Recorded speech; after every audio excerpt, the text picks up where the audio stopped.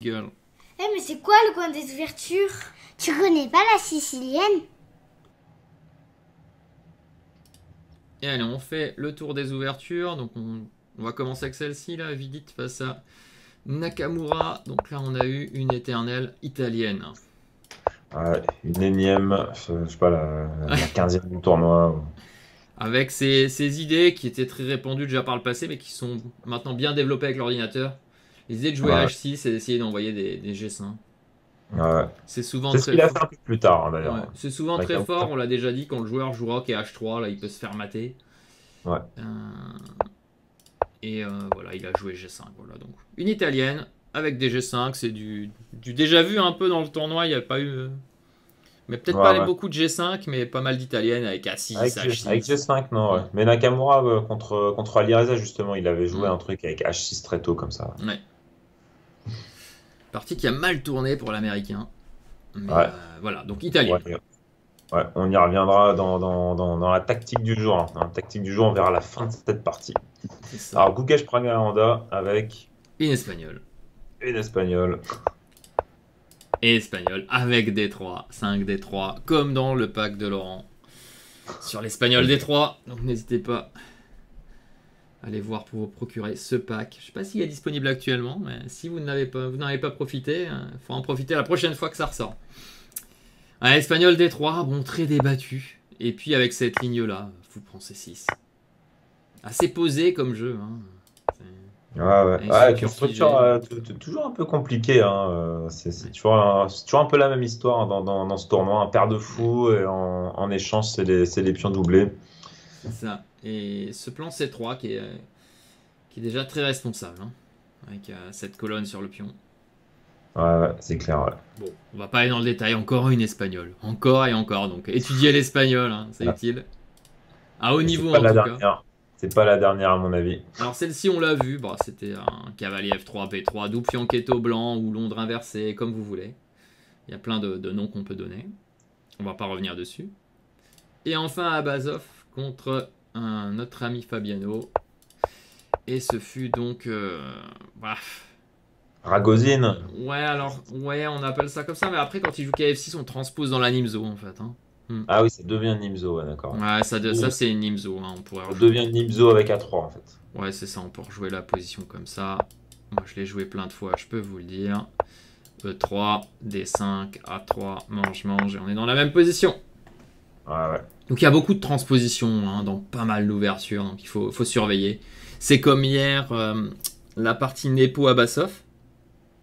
Ils ont catégorisé ça en Petrov, parce que ça commence KF3, KF6. Ah oui, alors qu'en fait, c'est une Alors que c'est française une d'échange. française d'échange. Donc Ouais, là, ouais. moi je dirais, faut pas prendre l'ouverture après deux trois coups parce que le coup c'est le coup de la Petrov, faut prendre ce qui a réellement été joué. Et c'était pas une Ouais. Petrov. Donc les gens disent ah je vais apprendre la Petrov, je vais regarder cette partie, mais non c'est pas une Petrov. Ouais, ouais. Et en fait, ça transpose. Ouais, ouais, c'est ça aussi l'avantage de connaître plusieurs ouvertures. Ouais. Genre, plus vous avancez dans votre progression, dans votre apprentissage, plus vous connaissez des ouvertures et plus vous arrivez à vous repérer.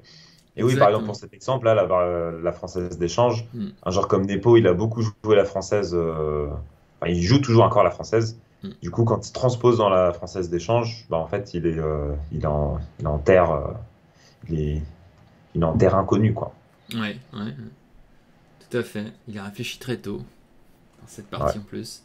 Bon bah voilà pour le coin des ouvertures, rien Ouais, de nouveau. Bon peut-être cette partie d'Alireza encore une fois, ouais, c'est ça. Ouais. Ouais, ouais, un petit peu mais d'originalité avec ce cavalier F3, B3. oui, Disons que ça sort un peu des sentiers battus avec les Italiennes, les Espagnols, etc. ouais, et cette Et, Nimzo. Ouais, cette Nimzo de Fabiano, elle a pas été jouée non plus, hein, je crois, dans ce tournoi. Mais c'est très euh, connu, hein, c'est pas ouais. une grande surprise. Et d'ailleurs, on peut montrer juste, il s'est pris un piège très connu. Ouais, on peut montrer la petite idée Mais avec E5. en fait, ici, sur le coup fou D3, c'est très connu que E5 est la tentative d'égalisation. Avec la même idée que si les blancs prennent, on prend là. Et là, les noirs sont déjà très bien dès l'ouverture. Et le bon coup, c'est de ne pas réagir, de jouer cavalier E2. Et de mémoire, il y a 10 ans, j'avais trouvé encore un micro plus pour les blancs, mais aujourd'hui, il faut vérifier. Ça a peut-être changé. Ouais. Ça va peut-être changer avec les ordinateurs. Et lui, il a joué A4, qui est un des bons coups, je crois, pour jouer notamment fou A3. Et après Petit Roc, il a joué ce fou D3, il s'est pris la même chose dans cette position. Et c'est assez dingue de laisser ce petit Alors, piège. on peut quand même montrer la suite. Ouais, en fait, l'idée, c'est que après pion prend, fou prend, il y a ce dame prend D1. Et après roi prend, il y a cavalier G4 qui, C'est ça.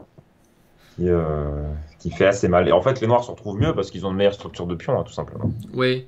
Alors on peut dire les blancs ont des avantages long terme, paire de fou.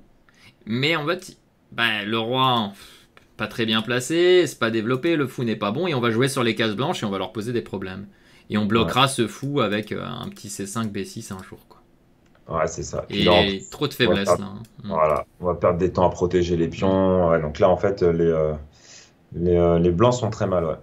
Ouais, c'est difficile à jouer avec les blancs et très facile avec les noirs. Par contre, si les noirs se trompent, les blancs peuvent reprendre un avantage long terme avec paire de fous si ça joue Ouais. mal. Hein. Ouais, exact. Ouais. Donc là, il y a beaucoup à discuter de cette ouverture. Mais on va passer tout de suite à la prochaine rubrique. Ouais.